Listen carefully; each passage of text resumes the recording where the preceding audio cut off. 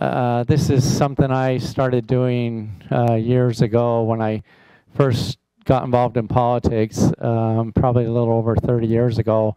I run a construction company, and I'd go to my accountant every year and complain about my taxes that I had to pay and the regulations that government put on us. And my accountant was a constitutional scholar and had somewhat of a photographic memory. Reminds me a lot of Scott Bradley, for those of you that know Dr. Scott Bradley. But she started teaching me about the Constitution, and I became very passionate about learning about our founding fathers and studying those. And then from there, I just got involved in the political process. And I went to my first caucus meeting, they call them, in Utah, where we elect delegates under the Republican Party. And I became a delegate for the Republican Party and didn't really know anything about it or what it was, and kind of learned as I participated. But in my small town, there was about 600 to 800 people probably that lived in the town, and it was a very democratic town. Almost everyone voted Democrat in our town and in our county. And what I did as a delegate is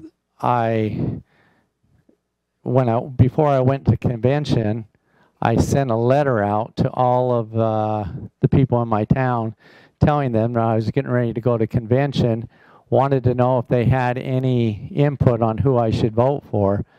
And then I went to convention, and I'd have a meeting sometimes too. I'd say, we're going to have a meeting. If you'd like to come and talk to me about who you recommend or any ideas I should be aware of. And usually we didn't get anybody to come to the meetings, or very few. And then what I also did is, after that, when the election was coming up, I would get a sample ballot from the county, and I'd print it on a piece of paper, and I always did a colored piece of paper, blue, red, yellow, it didn't really matter, but I picked a colored piece of paper, and then on that ballot, I would check all the candidates in each race that I recommended voting for. And on the back of the ballot, I wrote a little note that just said, I'm your delegate. I've studied the candidates and the issues, and these are my recommendations. I just want you to be aware of who I recommend so that you'll know whether to support me as your delegate in the next election cycle.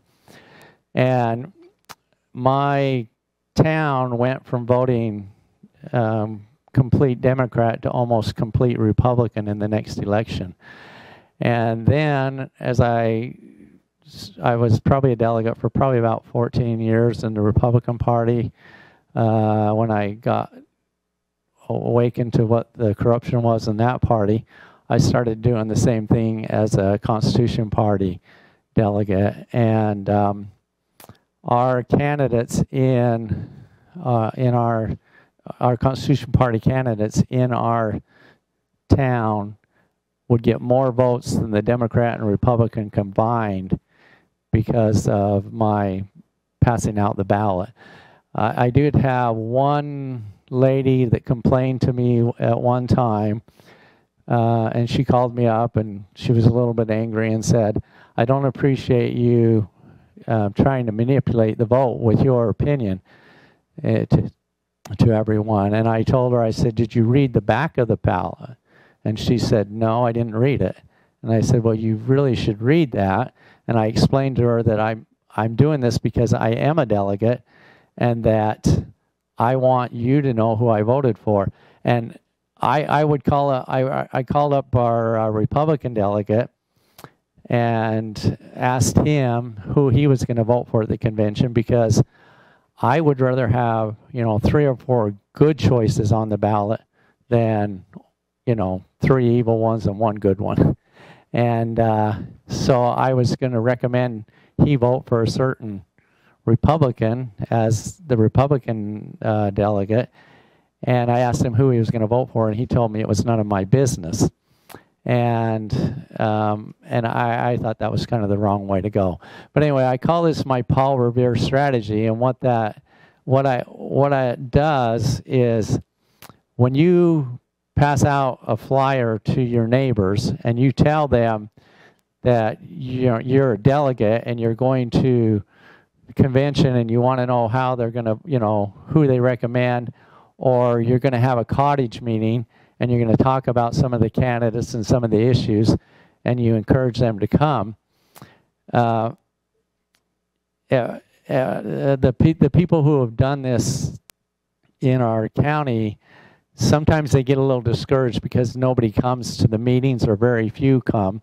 We started out where we got maybe 3 or 4 coming, and we got up to probably 60 or 80 people coming within a few short years of doing it.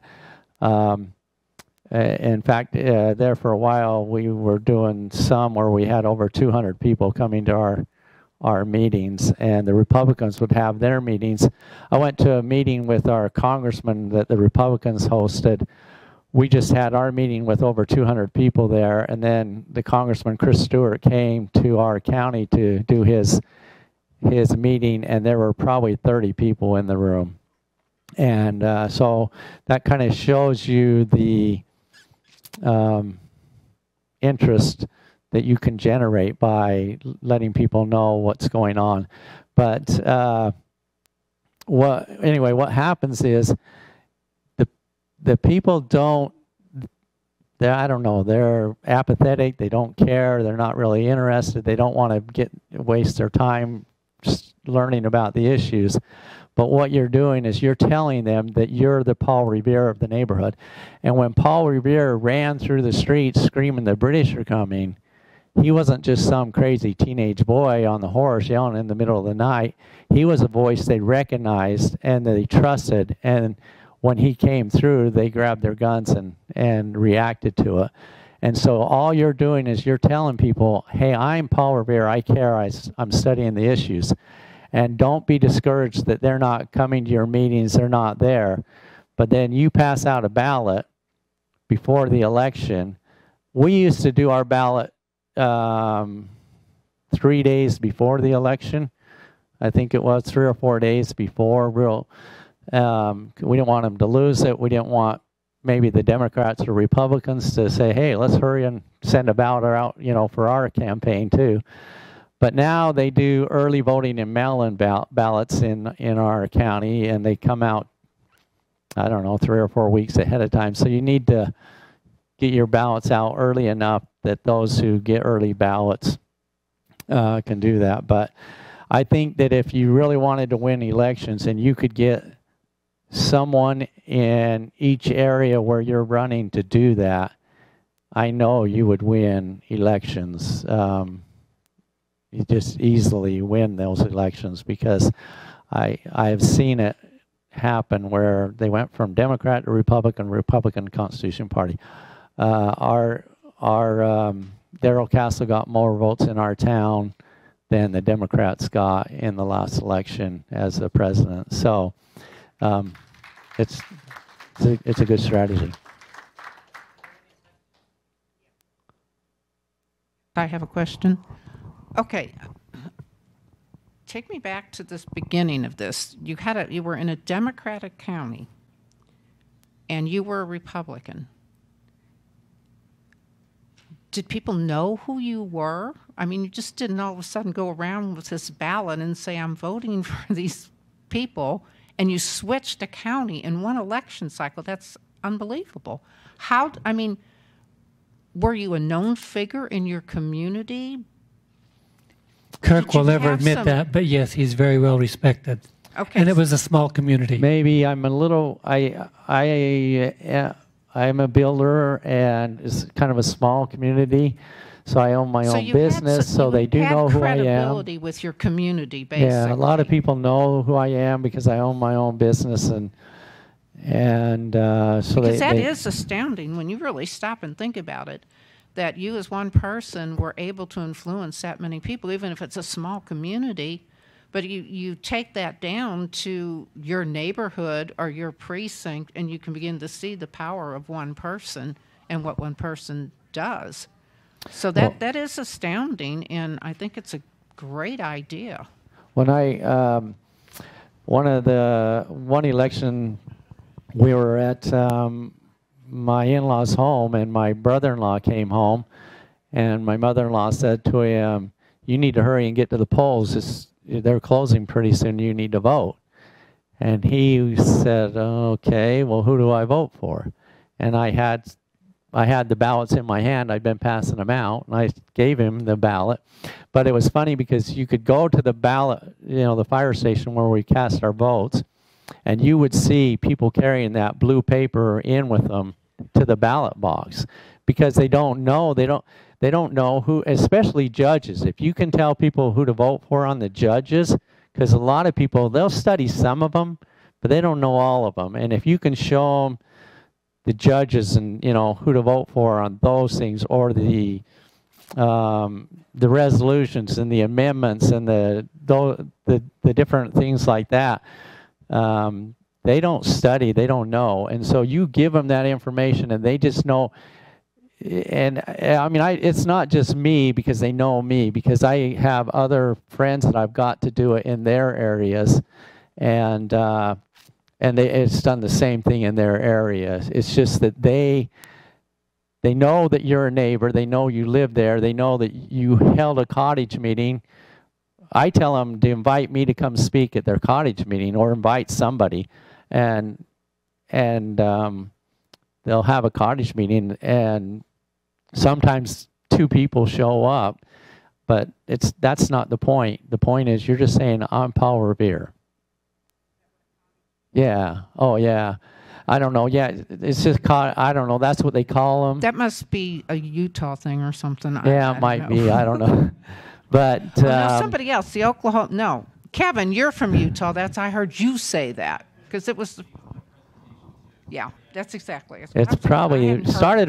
The Republicans used to call them that, and they'd have their candidates come speak, either in their home or small setting. But you'd say, invite your friends and neighbors over to our cottage, and we'll have a little meeting. They do them at parks or wherever, but you just have a little meeting, invite people, and have somebody speak. And we have tons of speakers that we can rely on in Utah that will come speak about political things.